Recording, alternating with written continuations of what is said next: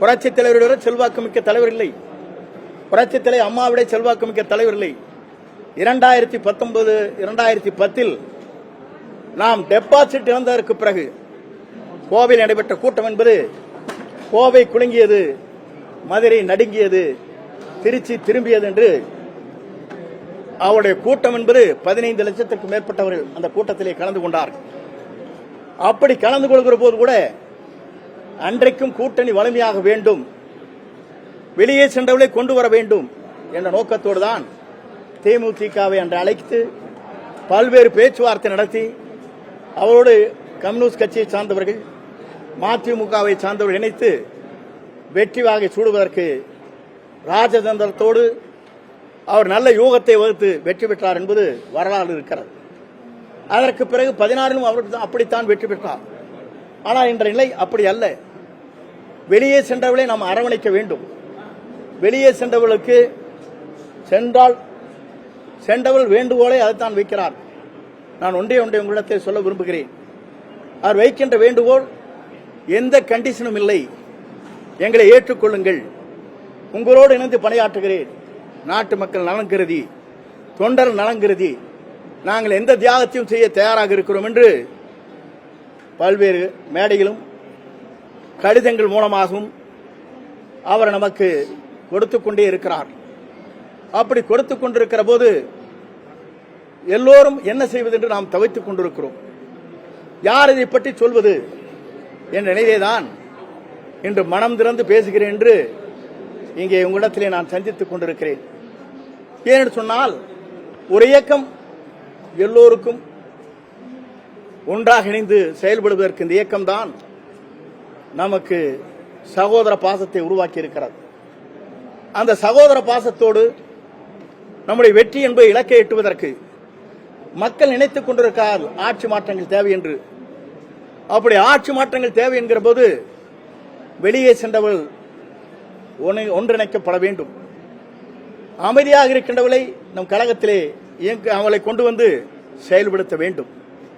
அப்படி படுத்துகிற போதுதான் நாம் வெற்றி என்ற இலக்கை நம்மால் எட்ட முடியுமே தவிர நாம் நாளை நம்முடைய ஆட்சி மலரப் போகிறது என்று யாராலும் சொல்ல இயலாது.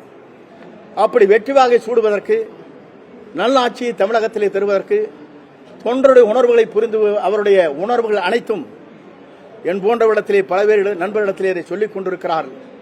அந்த கருத்தின் அடிப்படையிலே தான் நான் உங்களை சந்தித்து எல்லோரையும் அழையுங்கள், வெளியே சென்றவர்களை நம் கழகத்தில் இணைத்துக் கொள்ளுங்கள், அது மட்டுமல்ல அவர்கள் வேண்டுகோள் வைப்பது எந்த பொறுப்பும் எங்களுக்கு தேவையில்லை என்று சொல்லுகிற போது மன மகிழ்ச்சியோடு எதிர்காலத்தை நோக்கி இது நம்பியிருக்கிற கோடான கோடி தொண்டர்களின் அவருடைய கனவை நிறைவேற்றுவதற்கு மக்கள் என்ன நினைக்கிறார்களோ அது வெற்றிகரமாக புரட்சித் தலைவர் அம்மாவுடைய ஆட்சி மலர்வதற்கு நாம் அனைவரும் உறுதுணையாக இருக்க வேண்டும் என்ற நிலையை நான் இப்போது பதிவு செய்ய விரும்புகிறேன்.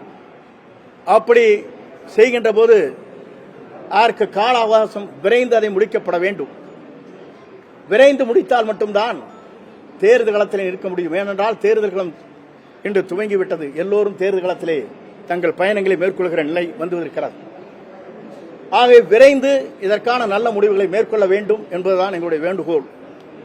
அப்படி விரைந்து அந்த முடிவுகளை மேற்கொள்ளவில்லை என்றால் இதற்கு இந்த மணலில் இருக்கின்ற அனைவரும் ஒருங்கிணைந்து அதை செயல்படுத்துவதற்கு நாங்கள் அனைவரும் முன்னின்று அந்த பணிகளை மேற்கொள்வோம். அதோடு மட்டுமல்ல, இந்த பணிகளை சரியான முறையிலே எல்லோரும் ஒருங்கிணைப்பதற்கு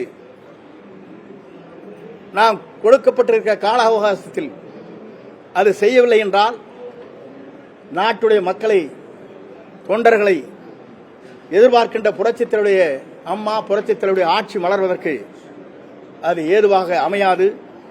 ஆகிய அதை அமைப்பதற்கு என்னுடைய வேண்டுகோள் ஒன்றே ஒன்றுதான், விரைந்து அதை செய்யப்பட வேண்டும்.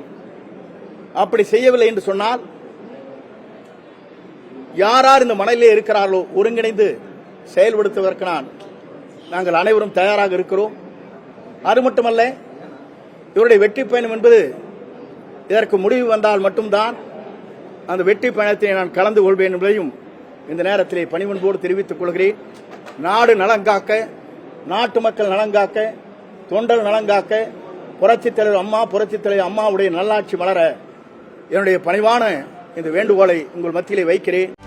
செய்திகளை உடனுக்குடனும் துல்லியமாகவும் தெரிந்து கொள்ள சப்ஸ்கிரைப் பண்ணுங்க.